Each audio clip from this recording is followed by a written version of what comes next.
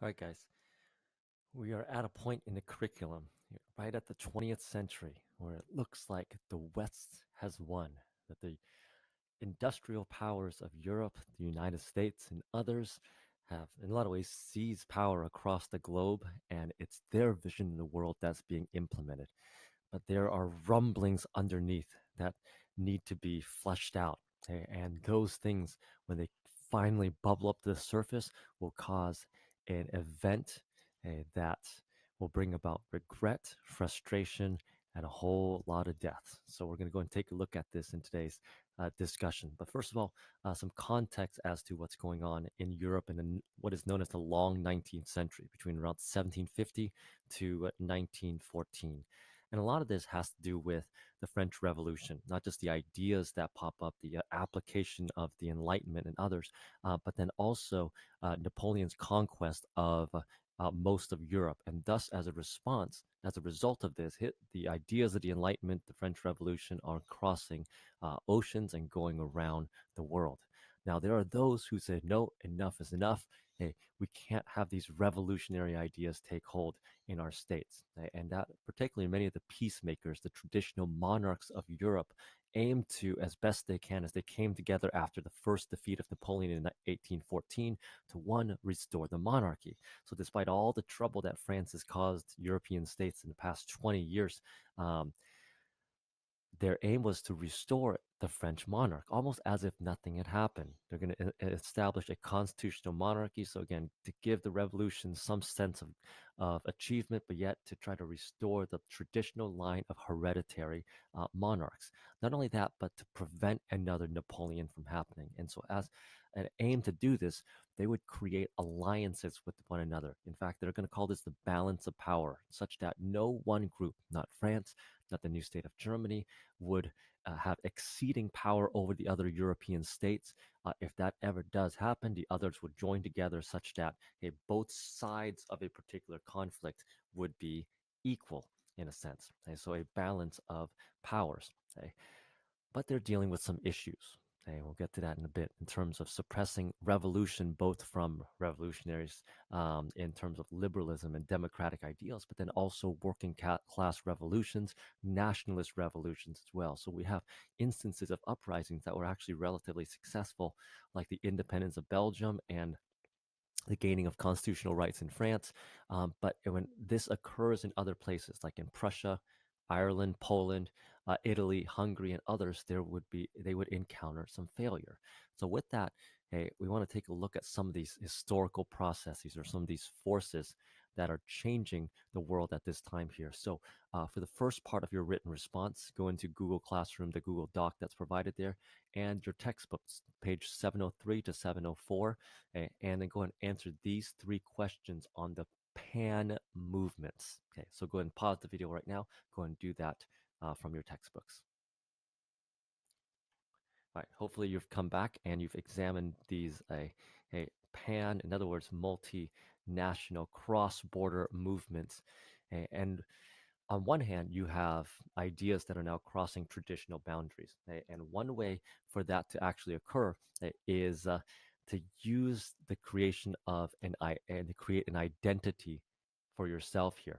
An example of this would be in regards to Germany, which, if we go back into history, the all the various kingdoms, principalities that make up what is known as the Holy Roman Empire.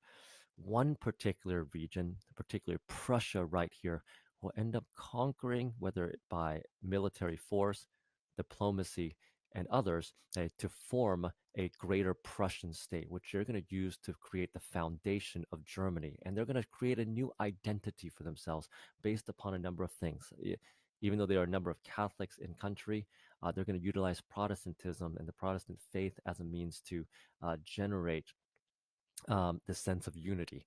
Folklore, for instance, we've all heard of these traditional fairy tales, right, from the tales of the Brothers Grimm, right, to have notion that children are going to grow up with the same stories, the same moral code would be utilized as well. A similar language, not only that, but the writing of history would be utilized to create a national identity. Okay, again, why this class is important, because we're trying to build up, in a lot of ways, this notion of a national history, a national identity. And for us here in our class, isn't to build that per se, but to actually be able to process all of these things to say, like, look, what about this? What am I being taught? And what underlying message is being sent in these places here. Okay. Now, times were ripe for Germany in terms of declaring independence. The growth of the Industrial Revolution and free trade, and some state-sponsored industrialization occurred in Germany as well to make Germany one of the foremost industrial powers. It had the size and also the natural resources to be able to handle this.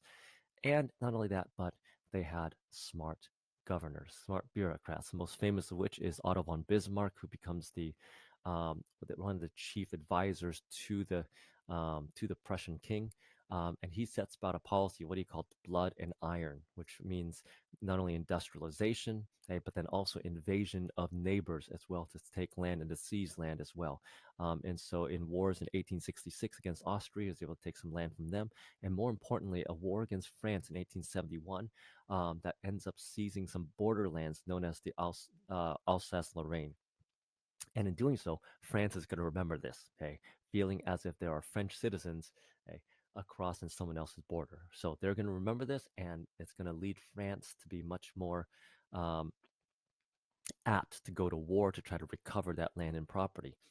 Italy has a similar story in the creation of a unified vision for Italy coming from Giuseppe Mazzini, who, and amongst others, urged for the unification of Italy, which had been controlled by numbers of foreign states in the past, whether it's France, Austria, Spain, and others, to create this new identity based upon a shared geographic history. And through the work of Mancini, the Kingdom of Piedmont Sardinia, and Giuseppe Garibaldi, the unification of these number of states would create the pan-Italian state. Okay? But not only that, it's not just simply a national identity. Sometimes it's an ethnic identity that goes beyond states. And what you read about in terms of pan-Slavism, particularly under the leadership of the biggest empire in Afro-Eurasia, Russia, is going to play a role, and particularly Russia in terms of its meddling in the Balkans, saying, look, these are our people. We are there to protect them. Hey, they are the same ethnic identity, same religious identity in terms of Eastern Orthodoxy.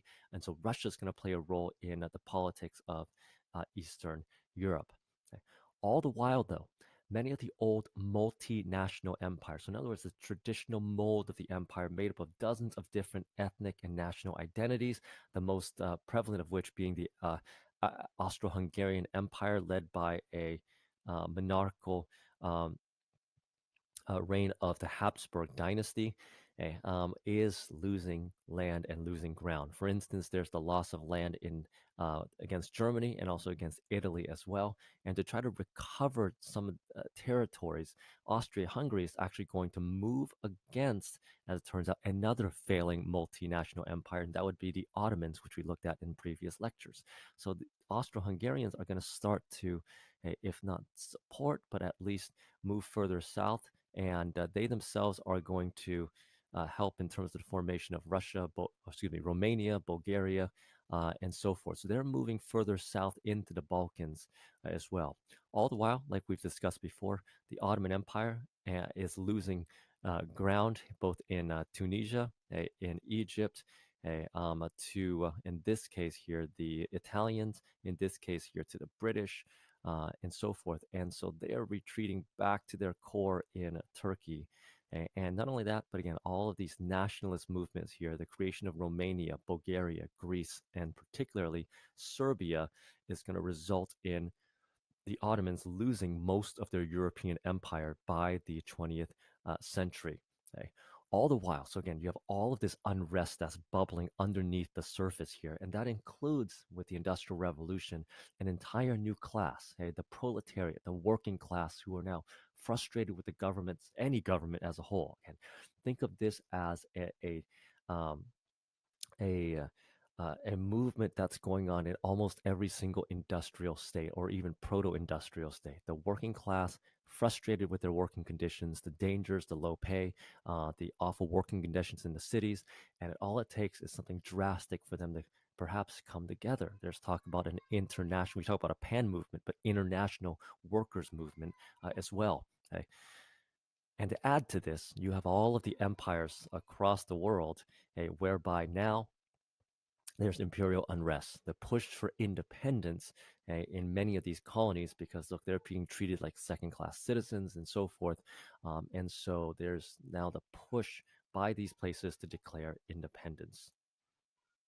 But perhaps you can make an argument that all is good. These things can be fixed if there's just a bit of um, rational thought and knowledge. Okay, so with that, just as a quick review in terms of the context of what we're entering into as we go to the 20th century, review a little bit what the Enlightenment is and the achievements of the Industrial Revolution. So go into answers number 4 and 5 right now as you pause the video.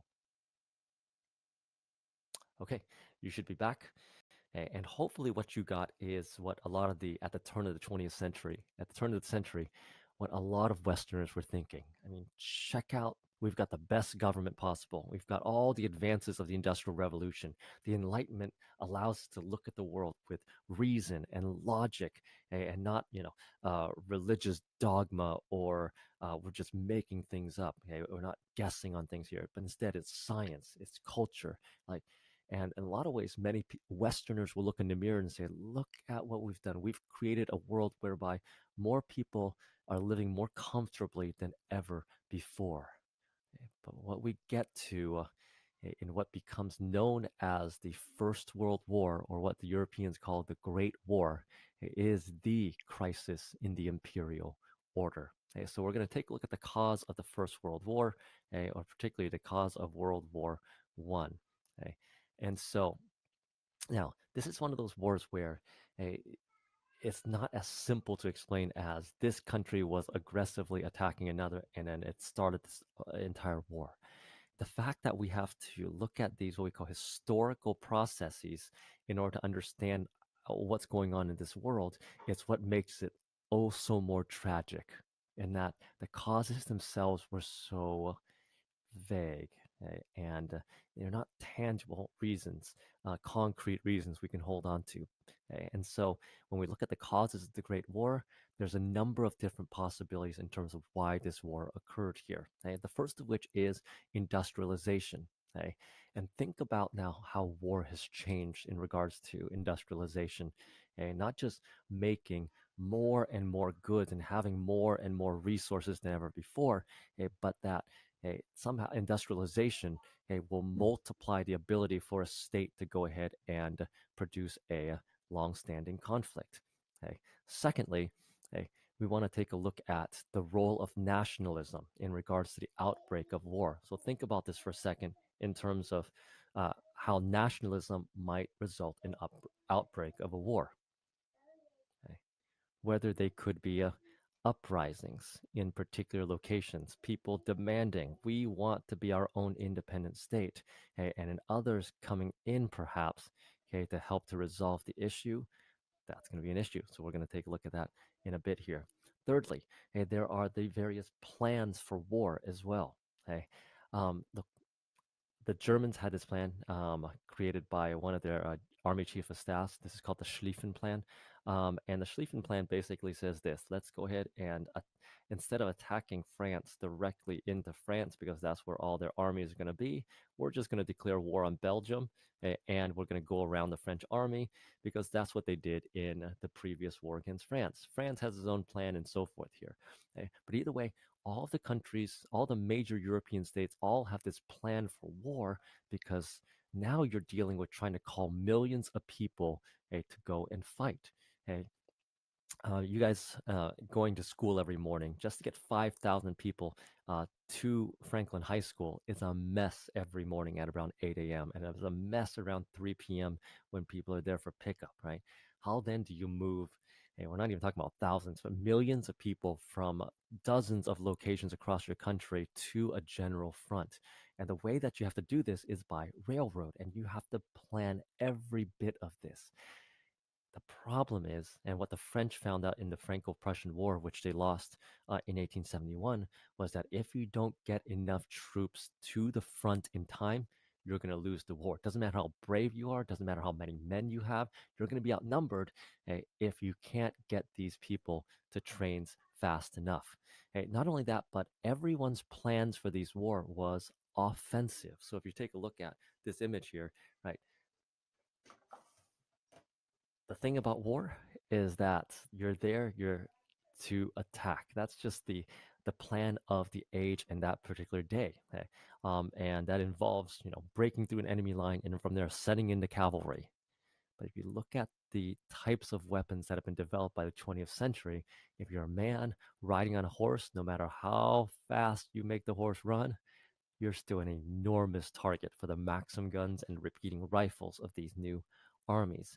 And they're not just a few hundred men, they're not just a few thousand men. In fact, we're talking now about millions, many of which are trained with the notion that what they're doing is right. And not only that, but that any war would be a glorious occasion. It'd be an honor to fight for your country. What we call militarism, whereby you're going to glorify military power. This is the age of military parades. Let's just parade them down the street just to see, how amazing our armies are and how they will always go undefeated in battle. And so you have these enormous drafted armies, just like in the mold of Napoleon, but now they're even bigger. They have 4 to 5 million strong, and even those that don't have these large armies may have a small professional army and a very expensive battleship navy. Okay, so again, all of this is coming to be, and all the while, you have international competition. And so think about, on one hand, the move for territory across the globe and what happens when one of these is up for grabs. And probably one of the most famous instances early 20th century was when the region of Morocco was in flux. Spain was losing control over this particular colony. And then you have two groups, one particularly France, which is close by, and France already has Algeria, and the other one is a country that is just seeking as many colonies that are left over. In that case, that would be Germany. And so these two states nearly went to war as a result of Morocco. So instead of, we'll see later on, instead of Serbia being that infamous country where this war begins, it might have been a North African one. So that was a close call. And so, we looked at Morocco before, 1905. And then finally, that balance of powers, whereby you have two groups that are poised for war at any time to try to sustain this balance of powers. What it resulted in were two different alliance sets.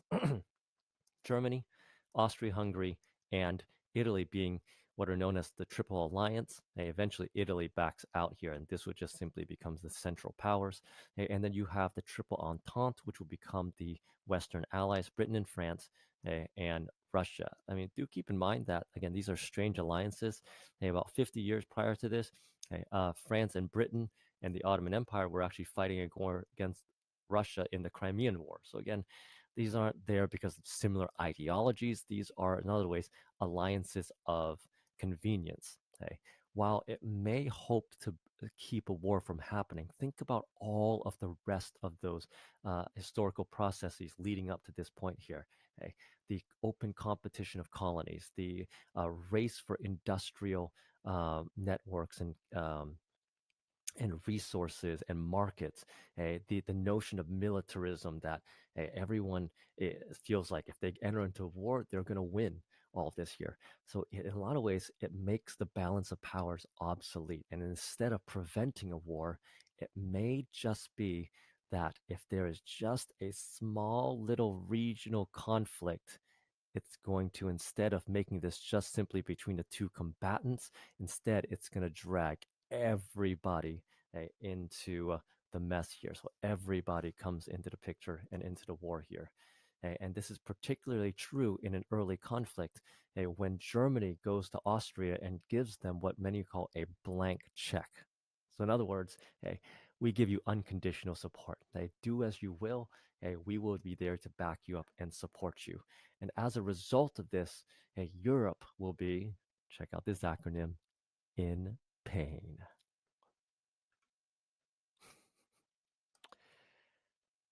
Or in other words, Europe by 1914 looks something like this. Okay, so with that, go ahead and do a quick review as to now what we've just discussed here. So identify one of the historical processes that we've just discussed that caused the Great War and make an explanation. So usually this is one question that's combined together, but I want to split them in two to make sure you have a thorough response and a thorough answer for one of these historical processes that we've just discussed in the lecture. Okay. And we talk about historical consequence.